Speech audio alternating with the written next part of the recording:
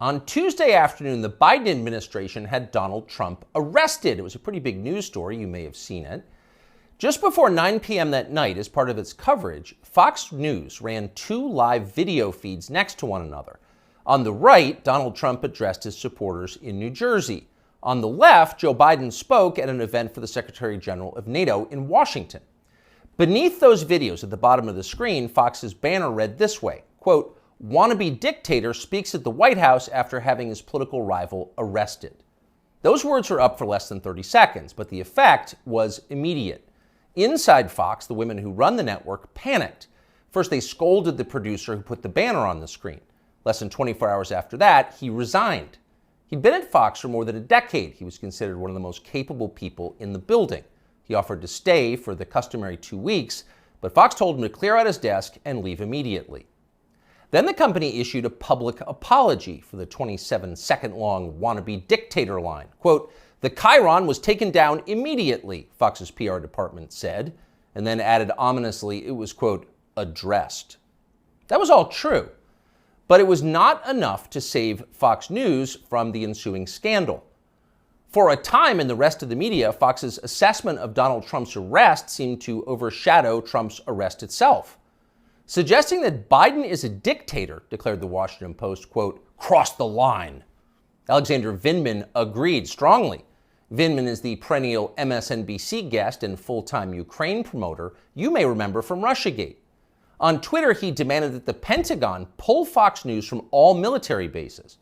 It is, quote, "absolutely unacceptable for American Forces Network to carry programming that directly, spuriously, attacks the Commander-in-Chief of American Armed Forces," Vindman wrote. In other words, Joe Biden must ban all criticism of himself because that's what non-dictators do. John Cusack went further still. "For the crime of calling Biden a dictator, Fox should be shut down," wrote the 80s-era movie star. Quote, "the government has to take away their broadcasting license." And so on. It was all over the internet. Democrats were very, very angry. But why were they angry? If the banner on Fox was false, why the hysteria? Lies don't seem to bother anyone anymore.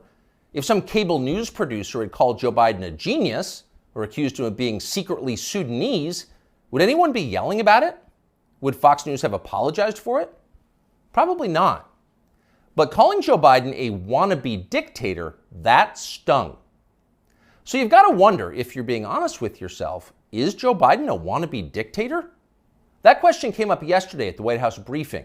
Here's how it went. Last night, Fox News ran a chyron that referred to the president as a wannabe dictator, and I'm wondering if the White House has any comment on that. So look, there are probably about 787 million things that I can say about this.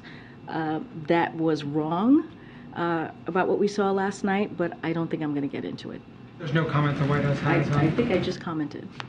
Oh, no comment necessary. Of course Joe Biden's not a wannabe dictator. Just because he's trying to put the other candidate in prison for the rest of his life for a crime he himself committed doesn't mean he has a totalitarian impulse. Come on, that's absurd. It takes a lot more than jailing your political rivals to earn the title wannabe dictator. That's the consensus in Washington tonight. And in some ways, for once, the consensus may be right. It is not a small thing to be a wannabe dictator. It's quite a process. There are a lot of steps. First off, there is the money. The one thing that all dictators have in common is they enrich themselves and their families, their tribe, even as the countries they govern grow steadily poorer and more desperate. They take kickbacks from businesses and from other dictators. They use the official functions of their government to funnel cash to themselves. They don't bother to hide the fruits of this. They live in garish mansions with big lawns, far from the teeming cities, even as their own citizens languish in growing poverty, in some cases literally living in tents on the street. So they don't really hide it, it's all pretty blatant, and ordinary people resent it.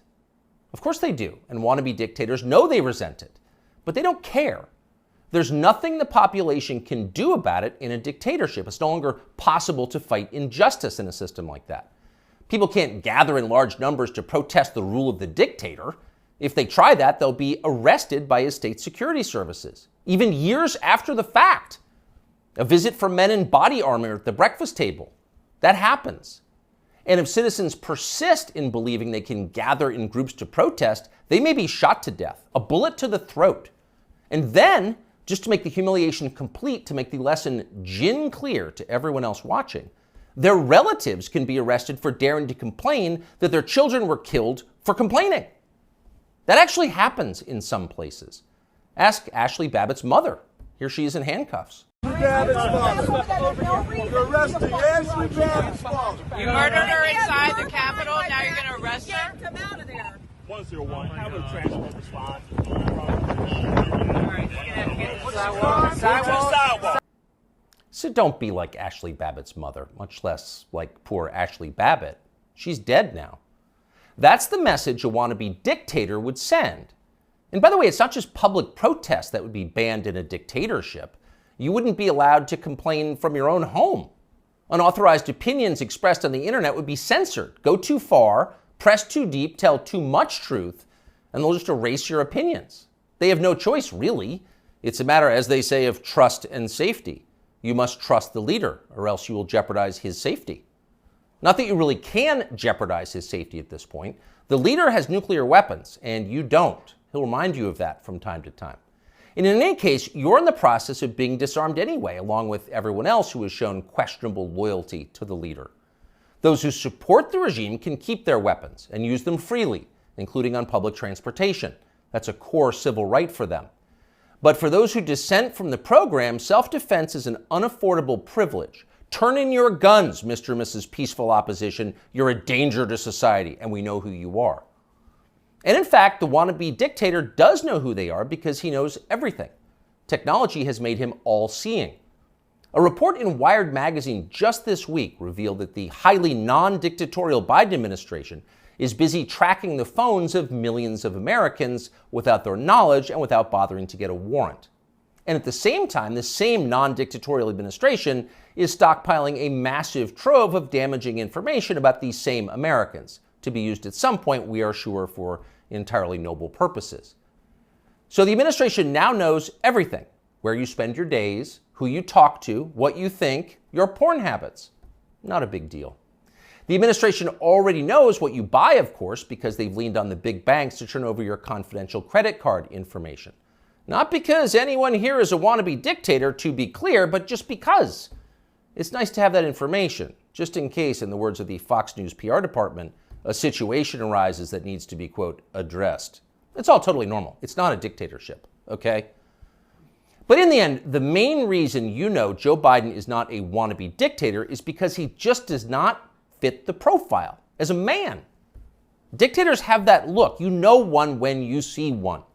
Dictators build cults of personality around themselves, and they use those cults to deny the glaringly obvious. In his later years, to name just one example, North Korean dictator Kim Il-sung developed an enormous baseball-sized tumor on the back of his neck. It was huge. It was grotesque. It was right there. You couldn't ignore it. You couldn't possibly not see it. But in North Korea, state media did ignore it. They pretended it didn't exist. And so, in some important sense, it didn't. If a tumor grows on a neck but no one acknowledges it, is it really there? Thankfully, nothing like that is happening in our country or ever will. If Joe Biden ever developed some profound physical or medical problem that was obvious to everybody, journalists would say something. This is not North Korea. We don't have state media here. If Joe Biden was, say, incapable of completing a full sentence, or mistook his sister for his wife, or suddenly started falling down in public for no reason, the New York Times would report on that and then get to the bottom of what was actually happening. That would be its duty in a free country like ours. It's not like they would cover it up. The very idea of a cover-up sounds like a conspiracy theory, a dangerous one, actually, so stop it. And by the way, if Joe Biden was a wannabe dictator, he'd have the family to match. All dictators do. Saddam Hussein had Uday and Qusay. They were princelings who lived above the law, indulging their most decadent fantasies with total confidence they would be never held to account by the police. As the sons of a dictator, they knew they could do exactly what they wanted. And so that's what they did. There's no one like that around Joe Biden. He doesn't have weird sex scandals at the heart of his family that no one in the media will ever talk about. He doesn't have a ne'er-do-well former nightclub-owning brother who's made a living for 30 years by being related to him. Not at all. That's dictator stuff. Joe Biden doesn't award ridiculous inflated titles to his relatives that the media are then required to take seriously. He doesn't call people doctor who didn't go to medical school and then force you to nod along like it's real when everyone knows it isn't. Nicolae Ceausescu did that with his wife Elena. Joe Biden would never do that. Nor does Joe Biden dress like a dictator. He doesn't do photo ops in mirrored sunglasses driving a sports car to convince you that he isn't frail and senile, but instead powerful, virile, and wise. That's just not his style. If Joe Biden was a dictator, he'd be wearing epaulets and carrying a tasseled riding crop, and he isn't yet, so calm down. If he was a dictator, Biden's speeches would look like Nuremberg rallies, a blood-red backdrop, armed soldiers by his side, screaming about crushing his eternal enemies. Honestly, Biden did come close to that one time last September at a speech in Philadelphia, but it wasn't in any sense dictatory. It was necessary. As MSNBC assured us at the time, quote, Biden aimed to showcase his faith in the military apparatus and its ability to back the democratic order. See, it was about democracy, not dictatorship. No cause for alarm. He is not a dictator. A dictator would stockpile ammunition for his own bureaucrats, including his tax collectors. He'd redefine the legal code to make disloyalty to the regime the most serious crime. He'd claim dominion over the most intimate parts of his citizens' lives.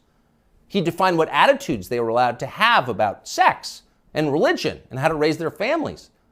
He would even, in his final grandiose stage of dictatorship, claim ownership of their children. And Joe Biden wouldn't do that. And to prove he would never do that, Biden just this week released this video. These are our kids. These are our neighbors. Not somebody else's kids, they're all our kids. And our children are the kite strings that hold our national ambitions aloft. It matters a great deal how we treat everyone in this country. LGBTQ Americans, especially children, you're loved, you're heard, and this administration has your back. See? Joe Biden isn't saying your children belong to him like a dictator would. He's saying something very different from that. He's saying America's children are, quote, our children. Not his alone, ours. You share your children with Joe Biden evenly, right down the middle, with alternating weekends. You've got joint custody with Joe Biden, and you can thank heaven that you do. A nation is like a family. Every family has a head, a father.